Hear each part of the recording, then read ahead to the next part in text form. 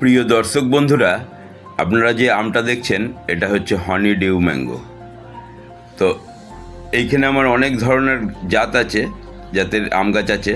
তো তার মধ্যে থেকে আমি বার করে নেবো যেটা হানি ডিউ, সেই গাছটাকে বার করে নেবো। সেই গাছটা আজকে রোপণ করব।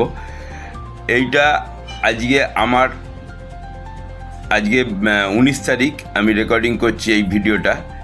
তো 19শে অক্টোবর আমার নাতি হয়েছে। তো সেই নাতির জন্যে এই গাছটা আমি বসাচ্ছি। এই গাছটা হচ্ছে, এই যে লেখা আছে ডিউ, এটা হানি ডিউ ম্যাঙ্গো। তো চলুন আমরা এই ভিডিওটা কিভাবে রোপণ করি সবটাই আপনাদের সঙ্গে শেয়ার করব। তবে চলুন। এটা একটা খুবই সুস্বাদু আম, এর ভেতরে চুঁচ বলে বস্তু নেই। আচ্ছা, আমরা এইভাবে একটা ফলের ক্রেটকে এইভাবে করে নিয়েছি, নিচে কিছু পাতা পচা সার দিয়েছি, আর এরপর দেবো মাটি। এই গাছটি আজকে রোপণ করব। তো মাটিগুলোকে ঝুড়ো ঝুড়ো করে এর ওপর দিয়ে দেবো। ঝুড়ো মাটি করে দিয়ে তার ওপর গাছটাকে আমরা রোপণ করব।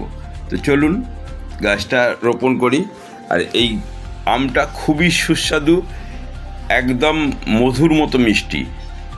এর টিএসএস প্রায় 23-24-এর ওপর। তো খুবই একটা মিষ্টি জাতের আম। আর এই যে গ্রাফটিং করা ছিল, এই যে টেপটা আমি ভালো করে খুলে নিলাম। আর এই যে টবটাকে ভালো করে আমরা ছাড়িয়ে নিতে পারবো, কারণ এই টবটাতে পরবর্তীকালে আমি অন্য গাছও বসাতে পারবো। তো চলুন বন্ধুরা, দেখুন এইভাবে করে এইটা পরবর্তীকালে বসাতে পারবো।